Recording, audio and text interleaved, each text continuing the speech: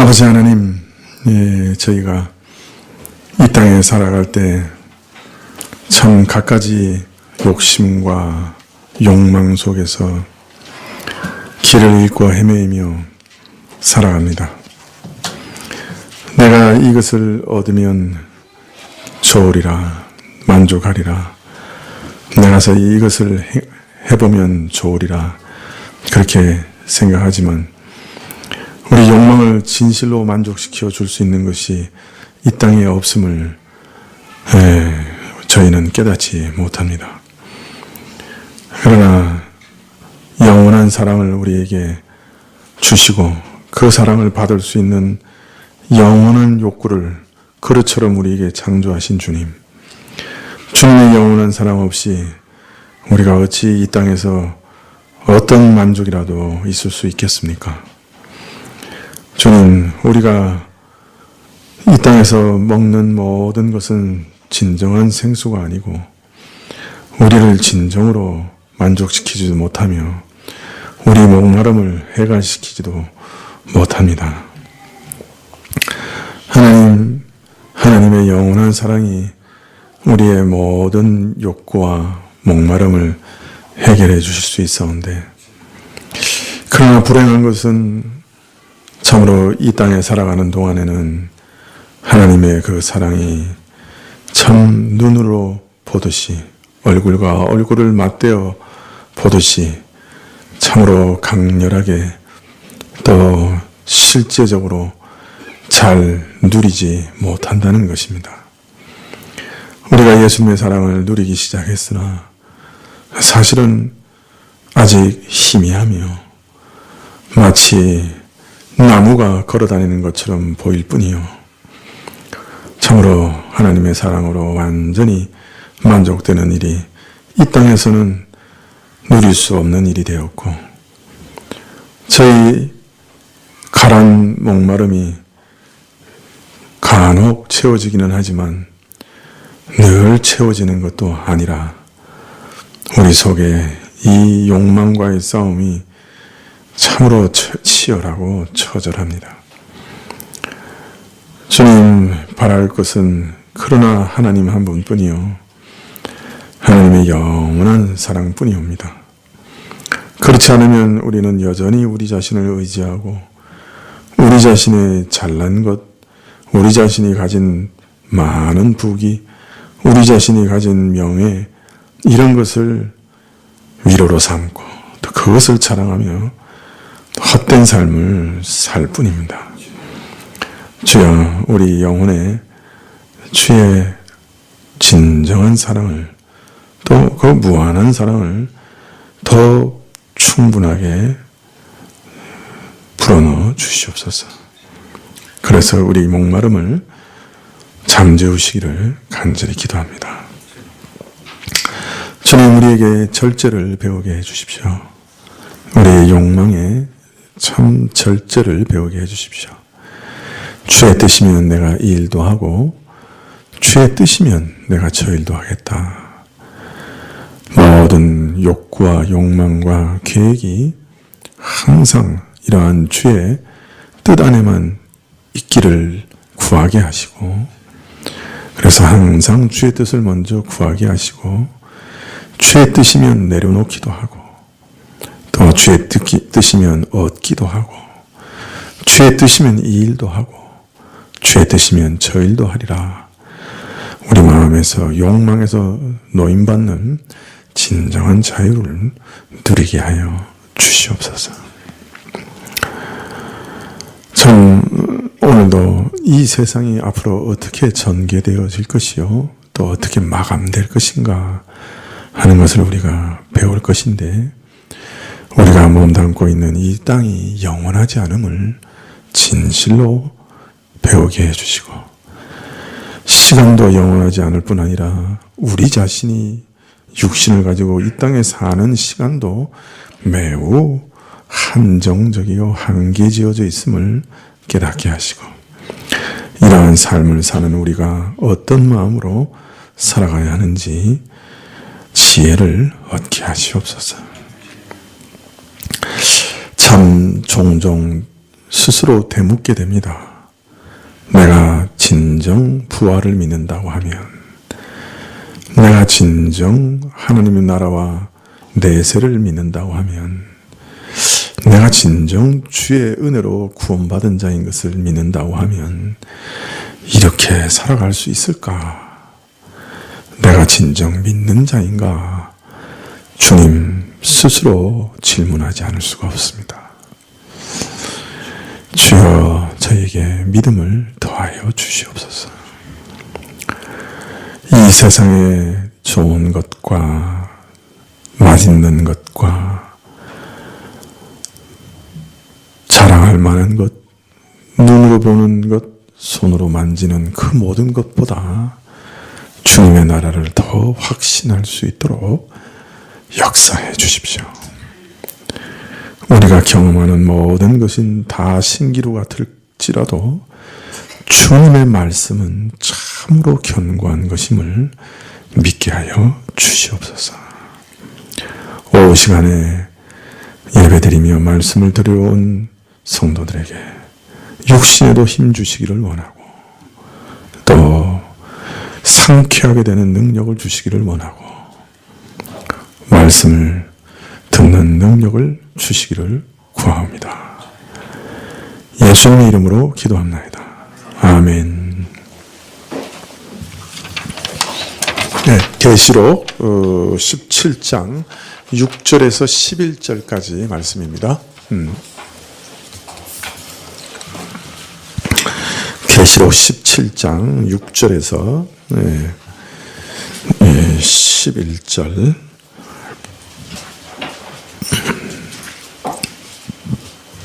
신약 416쪽인데요.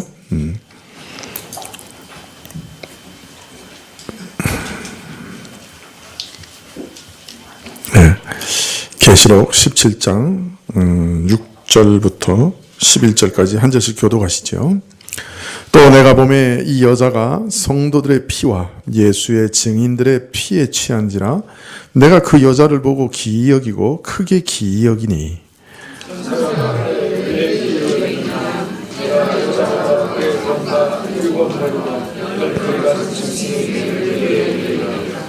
내가 본 짐승은 전에 있었다가 시방 없으나 장차 무적행으로부터 올라와 멸망으로 들어갈 자니 땅에 거하는 자들로서 창세 이후로 생명책에 농명되지 못한 자들이 이전에 있었다가 시방 없으나 장차 나올 짐승을 보고 기이 여기리라.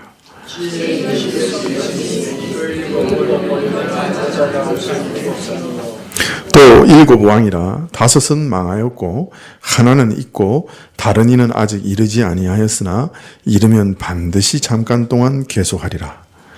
전에 있었다가 시방 없어진 짐승은 여덟째 왕이니 일곱 중에 속한 자라. 저가 멸망으로 들어가리라. 예.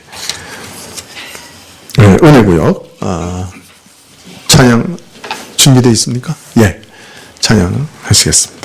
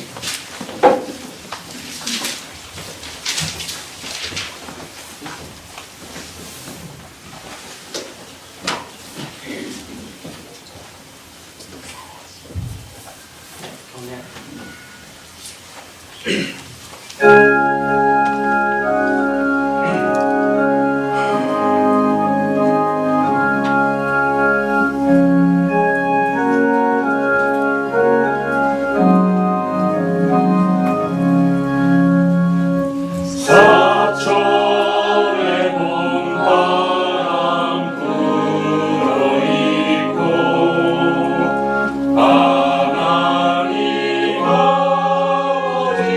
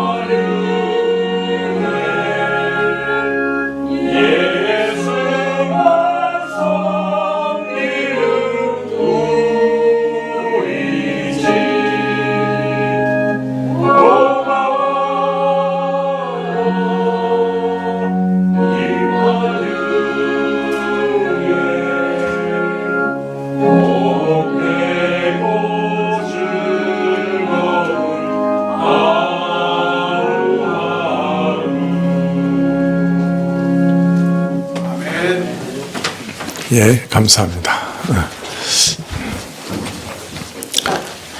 예, 오늘 아침에 제가 좀 횡설수설하지 않았습니까? 괜찮았습니까? 예, 괜찮았습니다. 예, 제가 어젯밤에 잠을 못 자가지고요.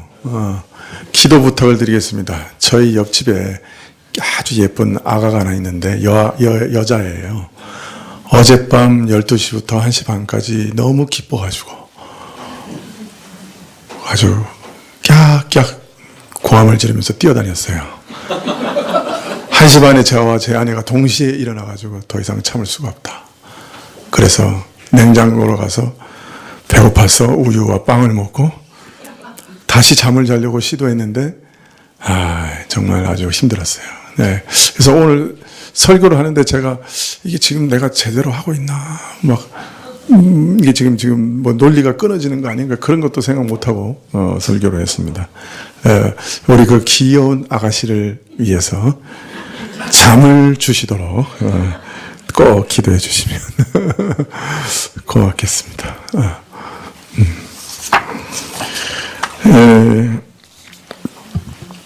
우리가 몇 주 이제 쉬어가지고 좀 기억이 나실지 모르겠는데 우리가 이제 광야에서 본 장면을 이제 요한이 광야에서 본 장면을 이제 우리도 같이 보기 시작했는데요.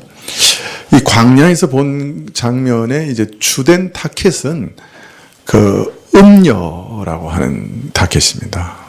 그래서 이 음녀는 처음에 등장할 때 많은 물 위에 이렇게 앉아 있어요. 근데 성경에서 나중에 이제 설명을 하시기를 많은 무리는 많은 그 큰 물은 많은 백성, 그 모든 백성을 얘기한다. 그러니까 다른 말로 말하면 이 열국의 수많은 백성들 위에 이렇게 군림하고 있는 존재가 있다는 거예요. 뭐 우리 눈에 지금은 안 보이죠. 그러나 지금도 있어요, 사실은. 이렇게 열국의 수많은 백성들 위에 다 앉아 있는 것처럼 이렇게 군림하고 있는 어떤 존재가 있어요. 그걸 이제 성경에는 음녀라고 이름을 붙입니다. 왜 음녀라고 이름을 붙인 거예요? 음행을 하니까요. 그러니까 어떤 면에서 창녀라 말이에요. 창녀. 이게 아주 인류의 그 역사와 또 백성들 위에 사실은 아주 거대한 창녀가 영향을 끼치고 지배하고 있어요. 창녀 그러니까 좀 실감이 나죠. 왜 그것을 음녀, 창녀라고 그러는 거예요? 음행을 하니까요. 무슨 음행을 하는 거예요? 네, 하나님을 저버리고 우상숭배하게 하는 음행인 거예요. 그리고 짐승, 하나님을 대적하는 짐승을 우상숭배하는 음행인 거예요. 그래서 이 모든 음행을 하도록 부추기는 당사자이기 때문에, 유혹하는 당사자이기 때문에 음녀라. 그것도 큰 음녀라. 땅의 모든 사람을 미혹하기 때문에 큰 음녀다. 이렇게 부르고 있습니다. 자, 성령께서 요한을 광야로 데리고 가시자 또 새로운 장면을 보는데 여인이 붉은빛 짐승을 타고 있는 거예요. 이 여인은 주로 뭘 타든지 그 위에 앉아 있어요. 그죠? 처음에는 큰 물 위에 앉아 있다가 이번에는 또 짐승을 타고 앉았어요. 이 여자는 뭐든지 하여튼 위에 앉는 습성이 있는 것 같아요. 그런데 그 짐승을 보니 참남한 이름이 가득하고 7머리와 10뿔을 가졌어요. 여러분, 이거 딱 읽으면 뭐가 생각이 나시는 거예요? 7머리와 10뿔 딱 그러면 짐승, 그럼 뭐가 생각나셔요? 뭐 생각나시는 거 없어요? 이거 어디서 봤는데? 그렇게 생각이 나야죠. 그죠? 어디서 봤어요? 예? 계시록에서 봤어요. 맞아요. 그건 틀림없어. 계시록 앞에서 봤어요. 자, 그러면 계시록 앞에서 어디? 이제 그것까지 아셔야죠. 계시록 앞에서 어디? 네, 13장에 있습니다. 네, 여러분 조금만 앞에서 보시면 알겠지만 13장에 있습니다. 자, 13장에서 나타난 짐승에 대해서는 조금 이따 다시 살펴볼 것이고요. 이 여인은 참남한 이름이 가득한 짐승을 타고 있는데 이 여인이 미치는 대단한 영향력을 보여주고 있는 거예요. 이게 아주 이 영향력은 참남한 것이라는 거죠. 자, 여인이 타고 있는 짐승은 붉은빛이라고 말합니다.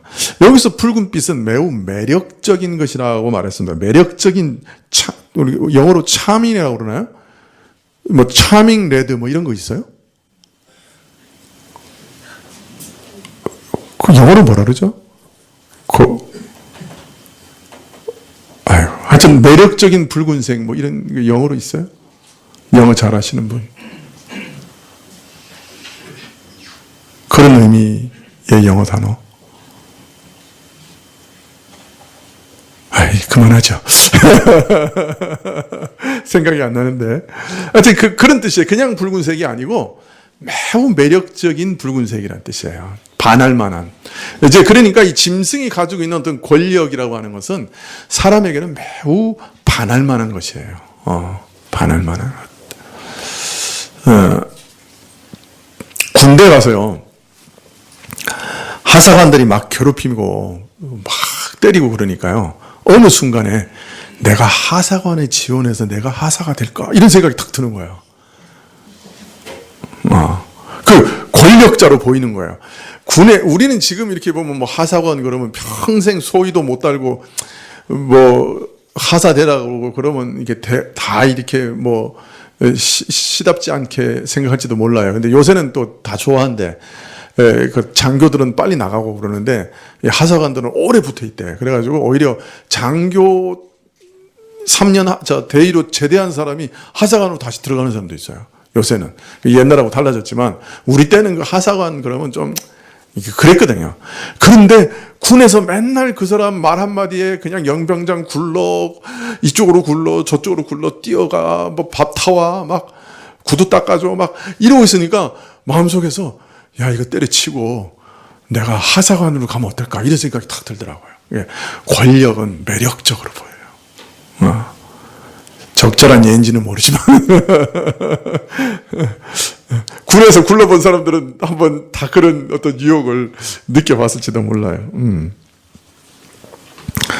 자, 그런데 또 이 여자도 아주 특별한 옷을 입고 있어요. 붉은빛과 자줏빛의 옷을 입고 있어요. 이것은 구약에서 성막을 만든 그 실의 빛깔을 얘기할 때 이렇게 얘기해요. 그래서 마치 고귀하고 신성한 듯한 아름다움으로 이게 치장하고 있는 거예요. 거기다가 잔을 들어서 즐기고 있는데 그 잔은 또 금잔이에요. 그러니까 겉으로 보기에는 엄청 매력적이고 화려하고 세련된 어떤 것을 나타내요. 그래서 열국이 다 미혹을 당하는 거예요. 이 여자한테. 그런데 그 잔 안에 감춰져 있는 것은 실상은 더럽고 아주 가증한 것이에요. 우리 영혼을 아주 더럽히는 것이에요. 하나님을 회방하는 것이요 올바른 길에서 벗어나 일그러지고 더러운 길을 선택하게 만드는 것들이에요. 자, 드디어 이 여인의 이마에 그 이름이 기록되어 있는데 그 큰 바벨론이요 땅의 음녀들과 가증한 것들의 엄이라고 하는 그 여인의 비밀이 드러납니다. 그래서 16장에서 하나님의 맹렬한 진노의 대상이 되어 대지진으로 무너지게 된 그 바벨론이 바로 이 음녀구나 하는 것이 딱 드러나는 거예요.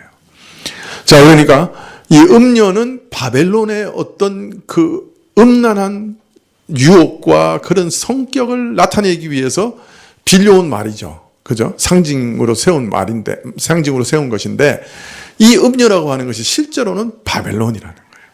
자, 그러면 바벨론은 또 무엇이냐?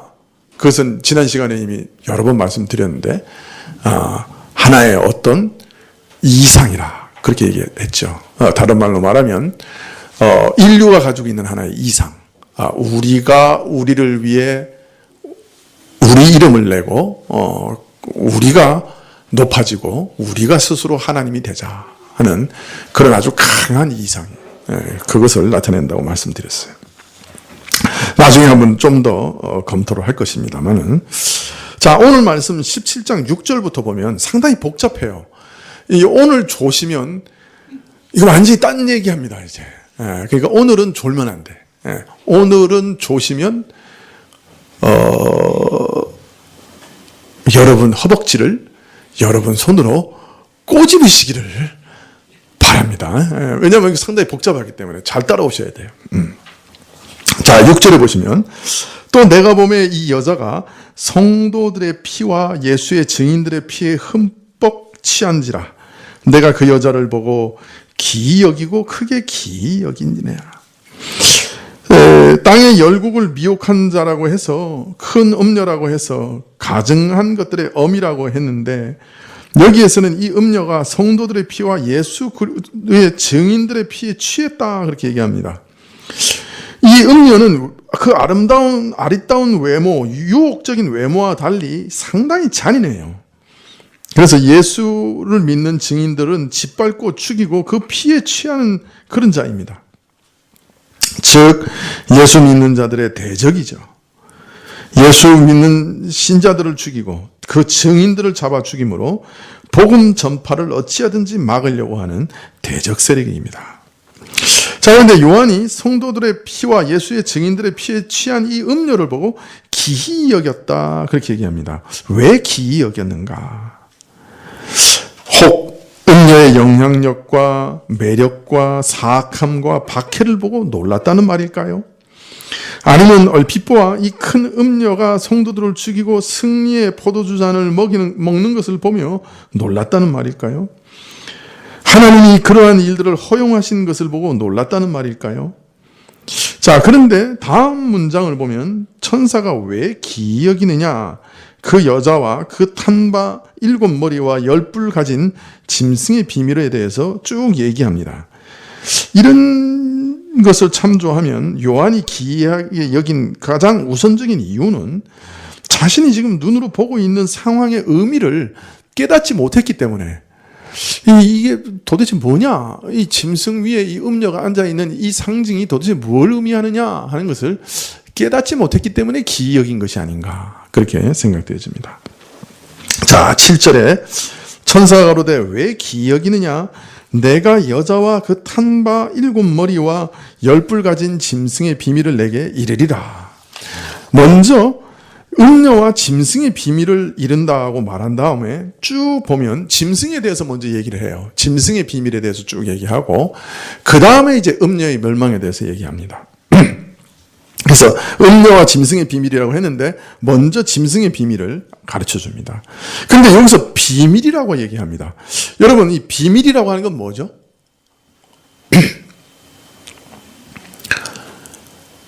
알려져 있지 않은 거죠. 감춰져 있는 거죠. 가려져 있는 거죠. 이건 누구한테 비밀일까요? 어떤 면에서는 온 세상 사람들 앞에 비밀이죠. 그래서 이건 정말 비밀이라 세상 사람들은 이 세상을 지배하고 있는 이 짐승의 세력과 이 음녀의 세력을 전혀 눈치채지 못해요. 자기들이 이런 바벨론과 이런 짐승이라는 세력의 지배를 받고 있다는 것조차도 알지 못하는 거예요. 이건 누구만 아는 거예요? 오늘 계시록을 통해 계시를 받는 사람들만 그 음녀와 짐승의 정체를 알 수 있는 거지, 이 세상 사람들은 이걸 알 수 없어요. 세상 사람들은 지금도 음녀와 짐승의 지배를 받고 살면서도 그게 그런 지배를 받고 살고 있다는 것조차도 모르는 거예요. 그게 비밀이라 감춰져 있는 거예요. 숨겨져 있는 거예요. 자, 그러니까 여러분은 오늘 이 우주의 가장 중요한 비밀 중에 하나를 들을 수 있는 기가 막힌 기회를 얻은 거예요. 믿으십니까? 아, 오늘 온 분들은 복 받을진저. 제가 이 부흥사경사하고 아주 비슷해집니다. 그죠? 아, 예.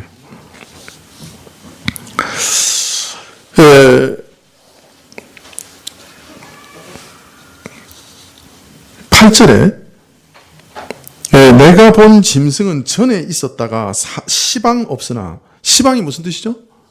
지금. 근데 왜 이렇게 옛날 말로, 옛날 번역이죠. 예. 내가 본 짐승은 전에 있었으나 지금 없고 장차 무정행으로부터 올라와 멸망으로 들어갈 자니, 땅에 거하는 자들 중에 창세 이후로 생명책에 농명되지 못한 자들이 이전에 있었다가 시방 없으나 장차 나올 짐승을 보고 기이 여기리라. 먼저 내가 본 짐승은 전에 있었다가 지금은 존재하지 않고 장차 무적행으로부터 올라와서 망할 것이라고 얘기합니다. 이전에 없어졌다가 또다시 나타나기 때문에 땅에 거하는 자들은 이 다시 나올 짐승을 매우 기이 여긴다 그래요. 13장에 보면 그 유혹이 너무 강력해서 너무 무자비하고 강해서 그 참 다 이 짐승에게 경배한다, 예배를 드린다고 그래요. 오늘은 창세부터 생명책에 농명되지 못한 자들은 누구도 이 짐승의 유혹에서 벗어날 수 없다, 그렇게 말하고 있는 것이죠. 자, 8절 말씀을 보면 마치 짐승 전체가 전에 있었다가 지금은 존재하지 않지만 장차 나올 것처럼 얘기합니다. 근데 9절부터 보면 또 다른 얘기를 해요. 잘 보세요. 지혜 있는 뜻이 여기 있으니 그 7머리는 여자가 앉은 7산이요 또 7왕이라. 5은 망하고 하나는 있고 다른 일은 아직 이르지 아니하였으나 이르면 반드시 잠깐 동안 계속하리라. 전에 있었다가 시방 없어진 짐승은 8째 왕이니 7중에 속한 자라. 저가 멸망으로 들어가리라. 멍하죠? 읽어보니까 잘 보세요. 제가 말을 잘 설명할 수 있을지 모르겠는데, 자, 8절에는 짐승이 지금 없다 그랬어요. 그리고 나중에 올라온다 그랬어요, 짐승이. 그런데 9절 이하에 보면 7머리 중에 5은 망하였고 하나는 있고, 즉 짐승의 머리 중에 지금 하나가 있다 그래요, 없다 그래요? 하나 있다 그래요. 그 이상한 말을 하는 거예요. 7머리 중에 5은 망하였고 하나는 있고, 그 지금 하나 있다는 거예요. 그리고 다른 일은 아직 이르지 않았으나 이는 전에 있다가 지금 없어진 짐승이라. 자세히 읽어보면 없어진 짐승은 사실은 짐승 전체가 아니라 짐승의 7머리 중에 하나이고 지금은 없지만 장차 올 것인데 8째 왕으로 올 것이다. 그런데 동시에 7 중에 속한 자다, 이렇게 얘기해요. 여기 조금 헷갈리게 돼 있어요, 읽으면. 8절에는 지금 없다 그래놓고 9절부터는 7이나 있는데 그 중에 하나는 지금 있고 5은 죽었어, 없어졌어. 그리고 또 하나는 금방 올 건데 그 중에 죽은 자 중에 다시 하나가 또 와서 8번째로 온다는 거예요. 무슨 말인지 이해되죠? 자, 그래서 우선 이 말은 뭘 기억나게 하냐면 계시록 13장 2절의 말씀을 기억나게 해요. 계시록 13장 2절에 보면 내가 본 짐승은 표범과 비슷하고 그 발은 곰의 발 같고 그 입은 사자 입 같은데 용이 자기의 능력과 보좌와 큰 권세를 그에게 주었더라. 그의 머리 하나가 상하여 죽게 된 것 같더니 그 죽게 되었던 상처가 나음에 온 땅이 이상히 여겨 짐승을 따르고, 이렇게 되어 있어요. 13장에서 보면 7머리 중에 하나가 죽었다가 다시 사는 것처럼 나오죠. 그죠? 그러니까 지금도 같은 말을 하고 있는 거예요. 7머리 중에 5은 없어졌고, 하나는 지금 존재하고, 7번째는 곧 올 건데, 그 이후에 죽은 것 같았던 것 중에 한 머리가 다시 살아나서 8번째 왕으로 온다는 거예요. 이제 이해가 되시죠? 예. 그래서 오늘 17장과 13장의 말씀을 종합하면 이 짐승과 7머리의 관계가 이게 단순하지 않다는 걸 알 수 있어요. 머리 하나가 상하여 죽게 되었다가 다시 살아나는 것을 보고서 짐승이 죽었다가 다시 살아나는 것이라고 말하기도 하고, 또 이것을 7머리 중에 하나라, 8째 왕이라, 이렇게 말하기도 해요. 다른 말로 말하면 이 짐승과 머리는 뗄래야 뗄 수 없는 관계고, 심지어는 짐승과 머리는 동일하게 여길 수도 있는 거예요. 그래서 그 머리가 하나 죽어도 짐승이 죽었다고 말할 수 있을 정도의 아주 깊은 연관성을 갖고 있는 것입니다. 이 짐승의 머리가 짐승을 다 지배하기 때문에 그렇죠. 그리고 지금 8절에서 전에 있었다가 지금은 존재하지 않지만 장차 나올 짐승은 정확하게 말하면 짐승이 아니죠. 그죠? 짐승의 7머리 중에 하나죠. 저가 죽은 것 같았는데 다시 살아날 것이요. 이것으로 인해 세상의 모든 사람들이 그 짐승을 경배하고 저를 따를 것이다. 이렇게 말하고 있습니다. 도대체 이게 무슨 말이냐? 이게 문제죠.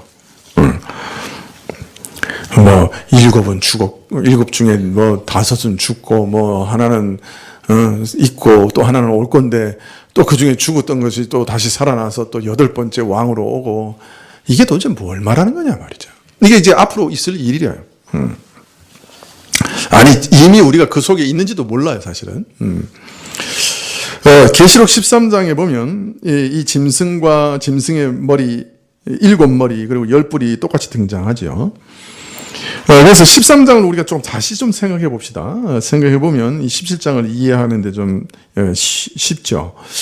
이 13장에서 이 미가엘이 하늘의 전쟁에서 승리를 하자 사단은 땅으로 쫓겨납니다. 그러나 사단은 포기하지 않고 이 땅에 있는 성도들과 전쟁을 벌이려고 하는데요. 이 전쟁을 벌이는 가장 강력한 도구가 뭡니까? 2 짐승입니다. 그죠? 그래서 한 짐승은 7머리와 10뿔을 가지고 있습니다. 또 한 짐승은 뭐죠? 뿔을 몇 개 가지고 있어요? 기억나세요?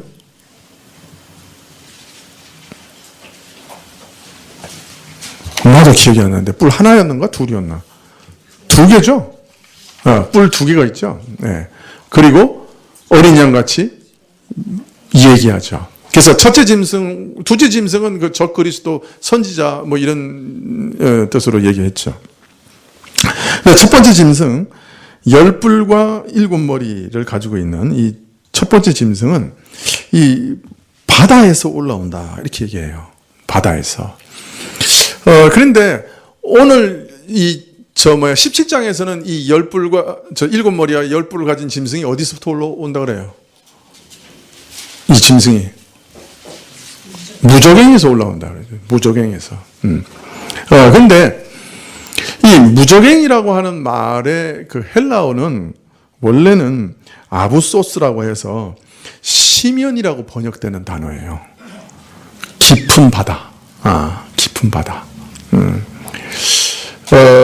이 아부소스라고 하는 말은 어디서부터 왔냐면 히브리어의 테홈이라고 하는 말에서 나왔어요. 테홈을 번역할 때 헬라어에서 아부소스라고 번역을 했어요. 이 테홈이라고 하는 말은 어디서 나오냐면 창세기에 하나님이 처음에 물질계를 만드실 때 그 깊음 위에 성령이 운행하셨다. 그런 말씀이 나오거든요. 그래서 토후바호우라 그래서 이렇게 뭐라 그러죠? 그 뭐라고 번역해야 되죠?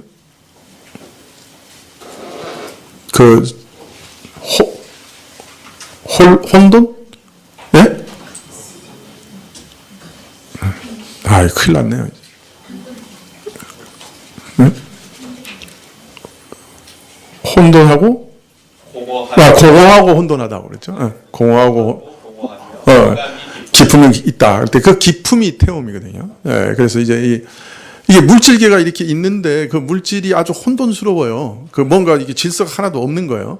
그런데 뭔가 이렇게 가득 채워져 있는 그런 상황을 이제 보여주고 있는데 그 기품, 그 시면, 그걸 태움이라 했어요. 그걸 이제 헬라어로 번역할 때 아부소스라고 번역했는데 그 아부소스라는 말이 원래 말이 시면이란 말이에요. 깊은 바다란 말이에요. 그러니까 앞에서 바다에서 올라왔나 아부소스 시면에서 올라오나 그럼 좀 비슷하죠. 그죠? 그게 그거요. 그냥 어떤 면에서 그게 상당히 비슷한 개념이란 말이죠. 이제 물론 이제 다음 시간에 이 무저갱이라는 말이 무슨 의미인가 하는 걸 다시 이제 설명을 드리겠지만은, 그래서 이 13장에서 바다에서 올라온 짐승이나 오늘 17장에서 무저갱에서 올라온 짐승이나 같은 짐승이에요. 똑같은 짐승이에요. 그런데 이 13장에 보면 이 짐승이 표범과 곰과 사자를 닮았다고 그래요. 근데 요거는 다니엘서에서 인용해 온 거라 그랬죠. 이 다니엘서에서는 요걸 표범과 곰과 사자로 따로 떼서 하나씩 설명을 했는데, 이 계시록에서는 요 따로 한 짐승 한 짐승 따로 뗀 것을 한꺼번에 묶어가지고 한 형상 안에 이렇게 딱 등장시켜요. 그래서 다니엘서에서는 여러 차례 역사상에 등장한 제국을 표범과 곰과 사자에 비유해서 상징해서 설명을 하고 있습니다.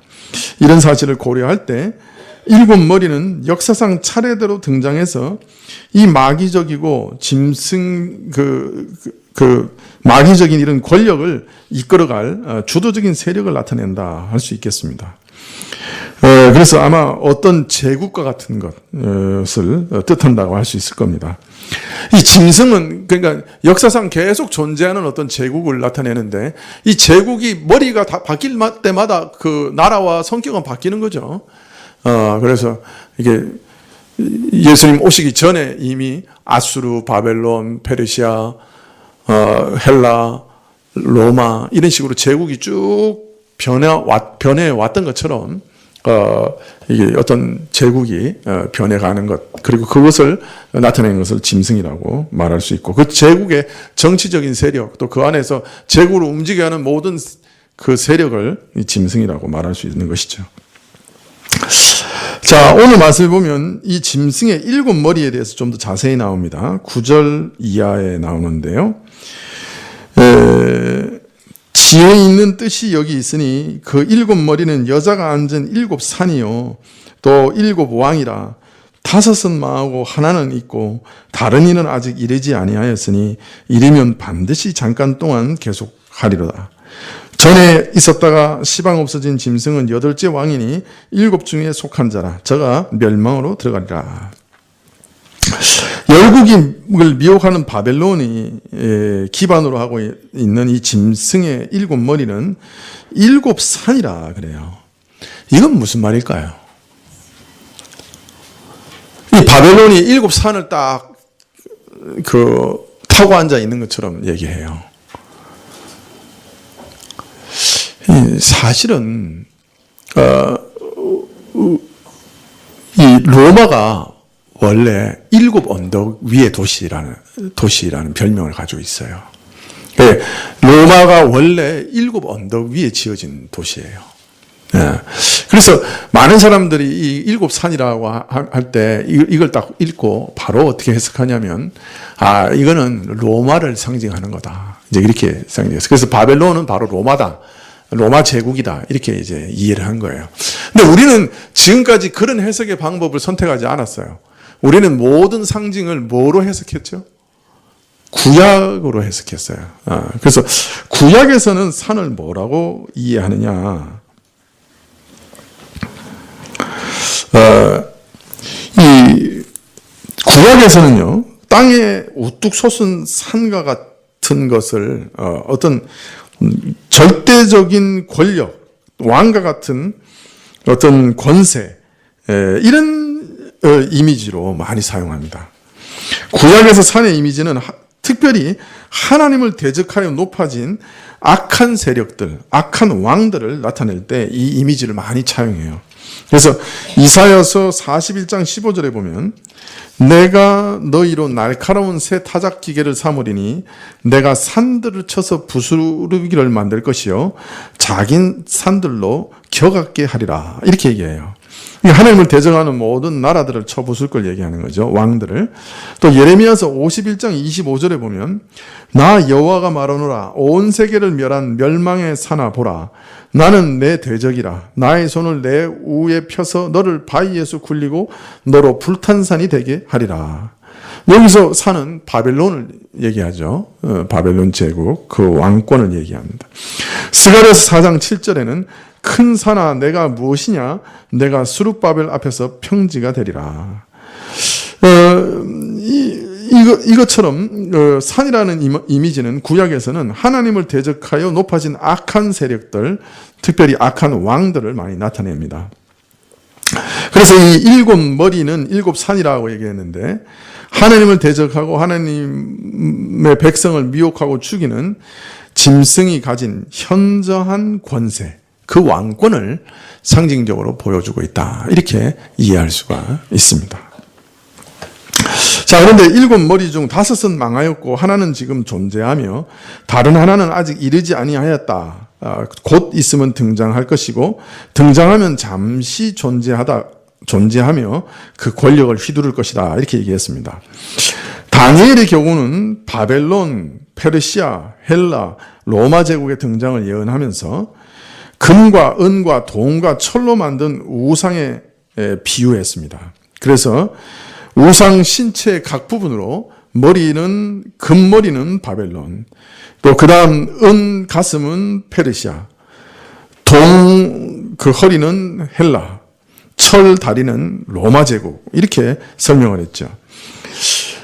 또 그 다음에는 다니엘이 4종류의 짐승을 통하여 또 이렇게 예언했습니다. 그런데 여기에는 오늘 계시록에는 5째 머리까지 등장해요. 그리고 현재는 6째 왕의 시대라고 그래요. 자, 그러면 5째가 어떤 세력이냐 하는 게 문제가 돼요. 5째가 어떤 세력일까요? 문제는 지금 계시록을 쓰고 있는 요한은 어느 시대에 살고 있어요? 로마 제국 시대에 살고 있는 거 아니에요. 그죠?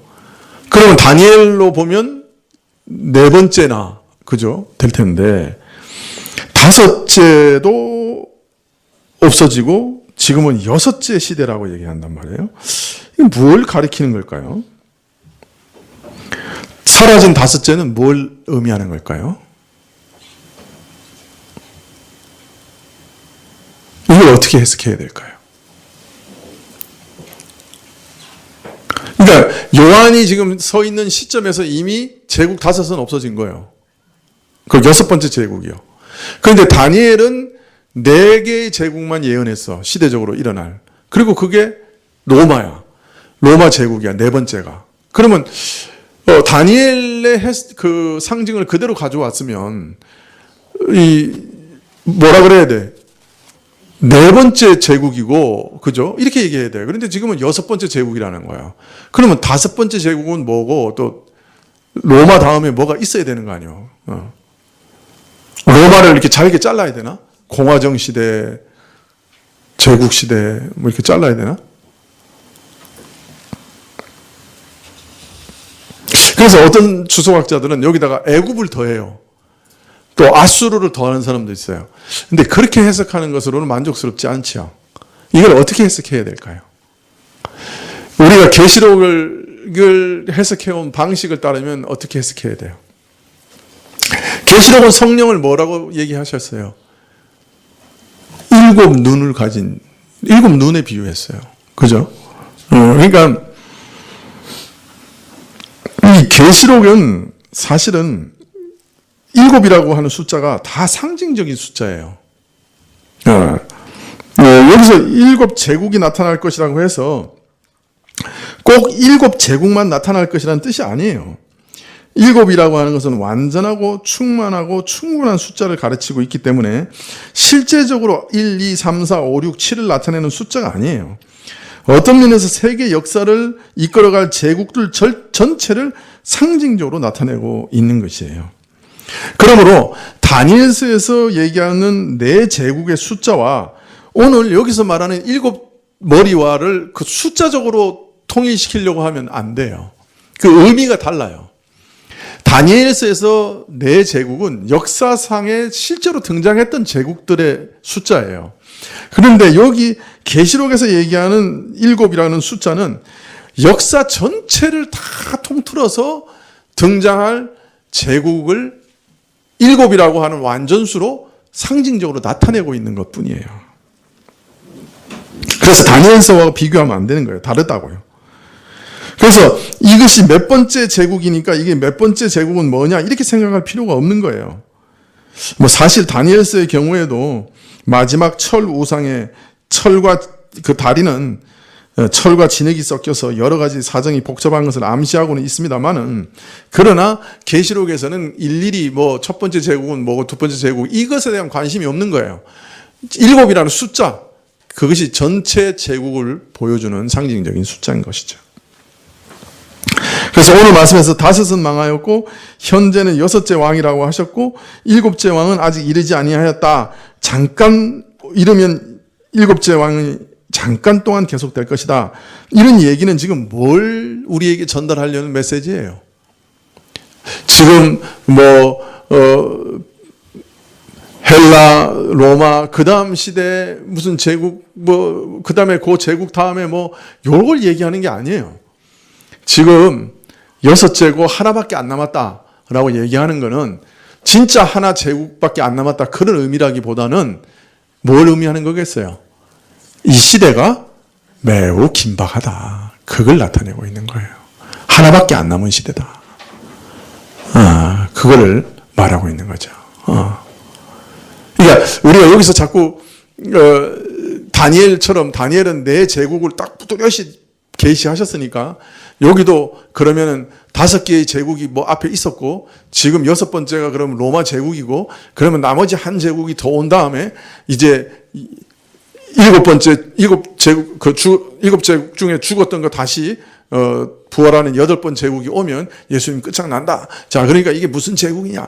요거 알게 하기 위해서 말한 얘기가 아니라는 말이에요. 그냥 단지 7이라는 말은 이 지상에 존재할 모든 제국의 통합, 그것을 상징하는 숫자고, 여기서 6, 7 이렇게 강조해서 얘기하는 것은 매우 시기가 급박하다. 하나밖에 안 남았다 하는 것을 알리는 의미이지, 우리가 그걸 무슨 제국이냐, 이게 미국이냐 중국이냐 이래가지고 따져가지고 이제 하나밖에 안 남았다 이런 계산을 하도록 주신 말씀이 아니라 하는 말씀입니다. 무슨 말인지 이해가 되십니까? 예. 그러나 상당히 때는 가깝다. 근데 언제부터 가까웠어? 요한 시대부터 가까운 거예요. 요한 시대 때부터 6제국이야. 6번째 제국이야. 자, 이제 얼마 안 남았어요. 이전에 있었으나 지금은 존재하지 않으며 그러나 다시 살아나게 될 그 짐승에 대해서 더 자세하게 알리되 그는 8째 왕이라 이렇게 얘기합니다. 여기 8째 왕이라고 한 것은 바로 앞에 7머리를 가리키는 그 7왕을 의식하고서 8째 왕이라고 얘기했는데요. 근데 여기 보면 여기 죽었다가 다시 살아난 짐승을 가리켜 8째 왕이라고 했는데, 그러면 조금 전에 말씀드린 대로 7왕으로서 제국의 역사상에 등장하는 모든 제국을 대표하는 그런 의도와 상충되는 듯한 느낌을 받습니다. 7왕이 전체 제국의 역사를 다 포괄해서 상징하고 있는데 거기다 8째 그러면 그 틀에서 벗어난 것 같아요. 그러나 7왕으로 전체 역사, 전체 제국을 다 포괄한다고 말씀드렸는데, 그런데 8째라고 하니까 좀 이상하다 생각이 들지만, 그러나 바로 부언 설명하기를 이 8째 왕을 가리켜 7왕에게 속하였다. 7왕 중에 죽었던 것이 다시 부활한 거다. 이렇게 얘기하므로 이 7이라는 큰 틀에서 벗어나지 않습니다. 그러니까 7이라고 하는 큰 틀은 모든 제국의 역사를 상징하는 틀인 거예요. 이전에 존재했던 것이 다시 살아난 것이 불과하다. 7 중에 하나다 하는 것을 또다시 그래서 알리고 있습니다. 7머리로 대표된 제국의 역사의 틀에서 벗어나는 독특한 제국으로 보이기도 합니다만은 실은 바로 7머리 역사에 속하였고 거기서 나온 터라 본질과 속성에 있어서 뚜렷한 연속성을, 관련성을 보일 것이다. 이렇게 얘기하고 있는 것이죠.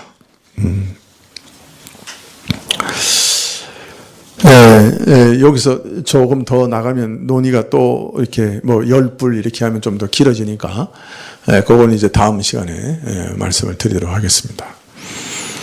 여하튼 우리는 지금 요한 시대 때부터 예견되는 어떤 세계의 역사를 보고 있는 것입니다. 사실 그것이 구체적으로 어떤 모습으로 나타날지는 요한 계시록만을 보아서는 알 수 없지만은 사람들이 이 세력이 등장하면 예전에 있었던 바로 그것이구나. 예전에 있다가 죽고 사라진 그 세력이 어찌 다시 살아나 이렇게 부활할 수 있었는가라고 기이 여길 정도로 이전 세대와 닮은 어떤 세력이 마지막에 등장할 것입니다. 이것이 마지막 제국이에요. 이미 죽어 사라진 권력의 부활을 보게 될 것입니다. 새삼 그래서 그 권력의 기이함을 발견하게 될 것이에요. 에이, 이미 한물 간 것이요, 더 이상 사람을 유혹하지 못할 것이다, 다 갖다 버린 것이다, 이렇게 생각했는데, 수명이 다 한 것으로 알았는데, 그 완전히 역사의 무대에서 사라진 것으로 알았는데 갑자기 등장하는 거예요. 그리고 온 땅에 편만하고 온 땅에 군림하며 세계를 휩쓸게 되는 거예요. 그게 무엇이든지 간에. 그래서 사람들은 그 기이한 능력에 다들 놀라게 될 것이고, 마치 죽음에서 부활한 기이한 생명을 보는 것처럼 그 제국을 따르고 이 제국과 누가 비길 수 있겠는가라고 외치고 이 제국을 섬기고 이 제국에서 살아갈 것이다, 그렇게 얘기합니다. 이게 마지막 8번째 제국의 비밀이에요. 자, 그런데 이 8번째 제국은 그럼 어느 제국이냐? 그것까지 얘기할 수 있으면 내가 여기 안 앉아 있습니다. 여기 안 서 있습니다. 자, 그러나 이건 하나 분명하죠. 사실은요, 인류 역사에는 항상 이 복고주의라고 하는 것이 있어 왔어요. 그죠? 이 부흥이라고 하는 건 뭐냐면 옛날 것이 다시 부흥하는 그런 일들이 인류 역사에서도 아주 자주 있어 왔어요. 여러분, 중국은 항상 어떤 나라를 이상으로 삼았습니까? 주나라를 이상으로 삼았죠. 그래서 공자가 쓴 모든 경전은 사실은 중국 주나라의 그 이상향을 그리고 있는 거예요. 그래서 주나라로 돌아가자는 것이 중국에 있어서는 항상 그 복고주의예요. 그러니까 중국은 항상 그것을 꿈꿔왔던 것이죠. 그 공자로 대표되지만은, 근데 오늘날 이 중국이 강조하고 있는 사상이 뭔지 아십니까? 공산주의만큼 강조하는 사상이 공자의 생각이에요. 공자 사상이에요. 그래서 여기서 전 세계에 지금 공자 문화원을 세우고 있어요. 전 세계에. 그 신기하죠? 서양에서는 그리스 로마를 이상으로 삼죠. 그래서 그때의 그림이나 문화나 사상이나 제도나 법률, 그것을 재현을 꿈꿔왔어요. 그것이 뭐로 나타났습니까? 그 서양 역사 가운데 르네상스라고 하는 것으로 나타났어요. 문예부흥, 그것이 한 실예죠. 인문주의가 막 발행되고, 그러니까 항상 서양에서는 그리스 로마 시대를 그리워하고 있어요. 제가 기억하기에 9.11 이후인 것 같은데, 당시 미국 부통령을 지낸 첸이라고 하는 사람이 있는데, 이 사람이 그 이후에 뭘 사서 이렇게 열심히 읽었냐면, 기브온이 쓴 로마 멸망사를 사다가 아주 탐독을 했대. 그러니까 그 일국의 부통령이 왜 가서 그 기브온이 쓴 로마 멸망사를 읽었을까요? 네, 사실 로마 시대 그 당시에 전 세계의 거의 유일한 파워가 뭐였어요? 로마였거든요. 근데 이 로마가 다른 나라의 침공 때문이기도 하지만 어떤 면에서 자체적인 내부 문제로 이게 무너졌단 말이에요. 기브온의 로마 멸망사는 그 로마가 왜 멸망했느냐 하는 이유를 적나라하게 이제 파헤쳐서 써놓은 역사책이란 말이에요. 그걸 미국의 부통령이 9.11 이후에 가서 사서 읽었다고 하는 것은 굉장히 의미심장한 거죠. 그죠? 자기 미국을 마치 로마 시대 때 팍스 로마나라고 그랬잖아요. 그죠? 요새는 팍스 아메리카나라고 할 만큼 이 전 세계에 유일하게 군림하는 제국이라고 생각했던 거예요. 그래서 그 로마가 어떻게 멸망했나 하는 것을 잘 보고 미국이 그런 길을 가지 않도록 정책을 만들어야 되겠다고 그 기본의 로마 멸망설을 가서 읽은 거죠. 사실은 로마 제국하고 미국하고 닮은 게 엄청 많아요. 공화정 이런 것도 처음은 로마 제국과 매우 닮았고요. 사실 국가의 상징도 닮았어요. 둘 다 독수리요. 그리고 로마 제국의 강점은 이방 민족들을 수없이 받아들여대 로마 시민권을 다 줬어요. 이방 민족들에게도. 그래서 바울의 아버지도 바울도 태어날 때부터 로마 시민이잖아요. 그런 개방성을 가지고 있었단 말이에요. 그래서 그게 아주 강력한 힘이었는데 미국 같은 경우도 그런 개방성을 지금 가지고 있어요. 근데 이제 트럼프가 바보짓 하고 있죠. 그 개방성을 다 없애려고 그러니까. 그 미국에서 그 돈 들여서 그렇게 비싸게 공부한 두뇌들도 일자리 못 얻잖아요, 지금은. 그 사람들을 놔둬야 이게 미국이 발전하는 건데. 그게 로마의 개방성이었거든요. 로마 귀족들은요, 자기 종들한테 자기 성을 줬어요. 그래가지고 로마 귀족의 성을 가진 그 로마 시민이 수천 명이야. 자기 노예를 이름을 줘가지고 해방시켜가지고 로마 시민으로 살게 했기 때문에. 근데 그게 얼마나 힘이요. 그 귀족에게 있어서는. 자기 시족이 수천 명이잖아. 이게 그런 개방성을 가진 게 로마예요. 그런 개방성을 미국이 지금까지 가지고 있었어요. 그리고 그 활력을 유지해 온 거예요. 그러니까 가만히 보면요, 로마하고 미국하고 엄청 많이 닮았어요. 그러면 짐승이네.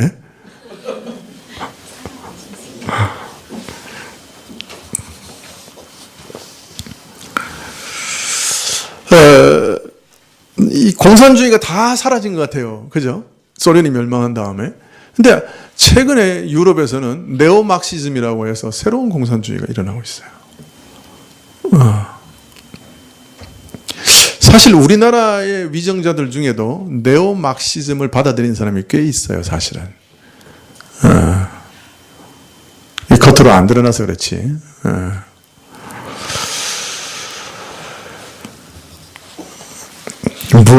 역사는 어떤 면에서는 반복되고, 제국의 역사도 어떤 면에서는 다시 돌아와요. 완전히 사라진 것 같이 보이는데 그것이 또 다시 돌아와요. 그래서 참 신기하죠. 오늘 인류의 역사가 맨 마지막에 그러한 제국이 하나 등장할 거라는 거예요. 복고주의죠. 네, 이것이 아주 강한 능력을 드러내고 또 아주 강하게 그리스도를 대적하다가 아주 치열하게 그리스도를 대적하다가 그리스도를 통해 멸망하게 될 거예요. 이것이 인류의 역사라. 우리는 몇 번째 짐승에 지금 살고 있는지 몰라요. 아직 여전히 일곱 번째 짐승, 여섯 번째 짐승 속에 살고 있는지 아니면 일곱 번째 짐승에 이미 들어갔는지 우리는 그 잘 모릅니다, 사실은. 그러나 매우 가까운 시대에 살고 있는 건 사실이고요. 그리고 곧 여덟 번째가 올 것입니다. 여덟 번째가 오면 우리가 확실히 알 거예요. 왜냐하면 기독교에 대해서 아주 강력하게 대적할 것이기 때문에. 아주 최후 발악, 그러니까 마귀가 최후 발악하는 존재가 그 여덟 번째 짐승이거든요. 이제 20장에 가면 이제 더 자세히 나오겠지만은, 그래서 이런 최후의 발악하는 존재가 인류 역사상에 이제 등장할 것이고, 이 바울이 교회가 그 예수님 재림하기 전에 반드시 있어야 할 일들 중에 하나가 교회가 크게 배교하고 그 다음에 이제 무슨 아들이죠? 어둠의 아들이라고 그랬나요? 그것이 오고 이제 그 다음 예수님 재림하신다. 이제 그렇게 데살로니가 후서에 얘기하고 있잖아요. 네. 그러니까 크게 배교할 정도로 아주 정치, 경제, 문화, 과학 모든 방면에서 교회를 아주 강력하게 공격할 여덟 번째 제국이 올 것입니다. 이미 와 있는지도 모르죠. 네, 우리는 그러니까 이게 우리가 여덟 번째 제국 그래서 또 꼭 여덟 번째 이렇게만 생각 못하는 것이 그게 인류 역사상 계속 반복되는 제국일 수도 반복되어 나타나는 제국일 수도 있거든요. 이게 일곱이 전체 역사 제국의 역사를 다 상징하는 것이기 때문에 그러나 하여튼 맨 마지막에는 그렇게 혹독한 그런 정치적이고 그런 물리적인 그런 제국이 등장할 것은 틀림없습니다. 여러분은 어떻게 살아야 되겠어요? 그러니까 이제부터 막 두려워 떨면서 아이고 이거 8번째 오기 전에 빨리 죽기라도 하든지 뭐 그렇게 생각할 필요 없어요. 하나님께서 그 가운데서도 우리를 오늘 아침 말씀하신 대로 보호하시거든요. 네, 그래서 견고하게 하실 거예요. 그러나 우리 자녀들에게도 이거 가르쳐야 되거든요.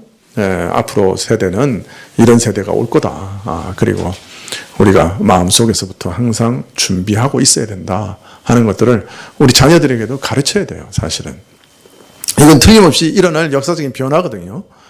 그리고 그런 변화가 일어난다고 해도 두려워하거나 당황할 필요가 없는 거예요. 네, 사실은 지금 점점 더 전 세계적으로 기독교에 대해서 그 분위기가 심상치는 않아요. 사실 지금도 그래요. 인권이라는 미명 아래 기독교를 굉장히 이렇게 도외시하고 비판적으로 보는 그런 시각이 전 세계적으로 지금 일어나고 있는 거거든요.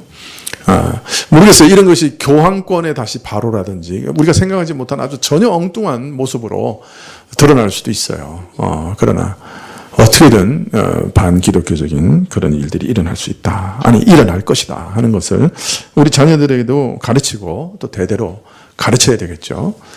그래서 항상 마음에 준비하고 있도록 해야 될 것입니다. 그러나 오늘 말씀에 저가 마지막 8째가 저가 멸망에 들어가리라 그렇게 말씀합니다. 반드시 망하여 저도 사라지게 될 것이다. 죽음에서 부활했으니 다시는 망하지 않을 것 같고 모든 생명책에 기록되어 있지 않는 모든 사람들이 그 매혹 또 그 권력에 우상숭배하게 될 것이지만 그 기이한 제국조차도 망해버릴 것이다. 영원히 멸망할 것이다. 네, 그렇게 말씀하고 있습니다. 네, 이것으로 역사가 끝날 것을 말씀하고 있는 것이죠. 네, 아주 짧은 시간에 큰 힘을 발휘할 제국이지만 곧 멸망으로 들어간다. 그렇게 말하고 있는 것을 기억하셔야 합니다. 기도하시겠습니다.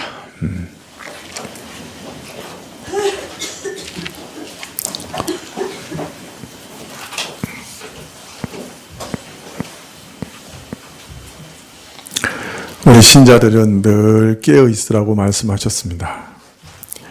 주께서 언제 오실지 알지 못하니 깨어 있으라고 하셨습니다. 그러나 동시에 또 주께서 오시기 전에 반드시 이루어질 일들이 있을 것이라고 약속하셨습니다. 복음이 땅끝까지 전파되는 일이 반드시 있을 것이라고 약속하셨습니다. 교회가 전 세계적으로 그 믿음을 저버리는 배교의 일도 반드시 있을 것이라고 얘기했습니다. 또 적그리스도, 참 교회 안에 자신을 하나님으로 드러내는 무서운 세력, 교회 안에 그런 무서운 세력도 일어날 것이라고 예언하고 계십니다. 또 오늘 말씀하시기에 8번째 제국, 참으로 교회와 모든 신앙을 핍박하는 무서운 세력도 마지막에는 일어나리라고 말씀하셨습니다. 참 오랫동안 저희가 평안한 가운데 신앙생활을 해왔습니다. 이 평안함이 언제까지 지속될지 알지 못하고 또 우리 자녀들 앞에서는 무엇이 기다리고 있는지 알지 못하지만 저희가 엎드려 경배하며 기도하는 것은 그 모든 것 가운데서도 우리를 지키실 하나님을 의뢰할 믿음을 우리에게 주시기를 구할 뿐입니다. 우리 자녀들도 참으로 다가올 세대가 어떤 세대인지 잘 이해하게 하시고 저들 가운데 믿음으로 준비하게 하시고 그러나 두려움이 아니라 담대함으로 참으로 주를 위하여 참으로 모든 것을 드릴 수도 있는 그런 담대한 믿음으로 이 세상을 살아갈 수 있도록 도우시기를 간절히 기도드립니다. 모든 것 주께 의탁드리옵고 예수님의 이름으로 기도합나이다. 아멘. 네.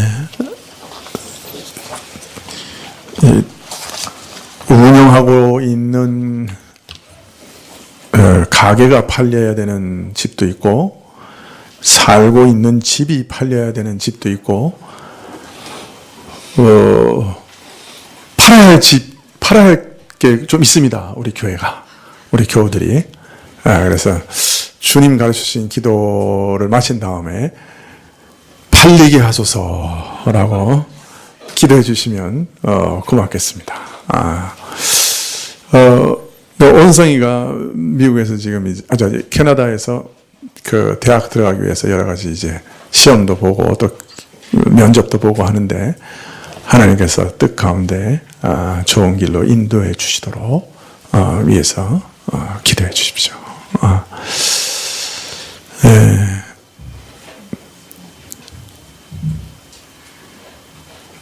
박 전도사님이 결혼할 것 같아요.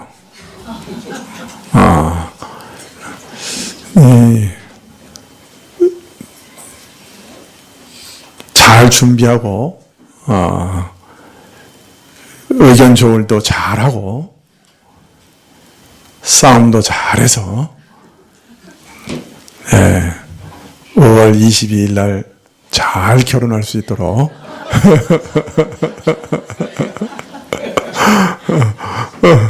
기도해 주십시오. 하여튼, 있는 그대로 말씀드린 겁니다. 잘 결혼할 수 있도록 기도해 주십시오. 세 가지 기도 제목: 팔리게 하소서, 붙게 하소서, 결혼케 하소서. 이 세 가지 기도해 주시면 고맙겠습니다. 주님 가르치신 기도로 예배를 마치겠습니다. 하늘에 계신 우리 아버지시여, 이름이 거룩히 여김을 받으시오며 나라에 임하옵시며 뜻이 하늘에서 이룬 것 같이 땅에서도 이루어지이다. 오늘날 우리에게 일용할 양식을 주옵시고, 우리가 우리에게 죄 지은 자를 사하여 준 것 같이 우리 죄를 사하여 주옵시고, 우리를 시험에 들게 하지 마옵시고 다만 악에서 구하옵소서. 대개 나라와 권세와 영광이 아버지께 영원히 있사옵나이다. 아멘.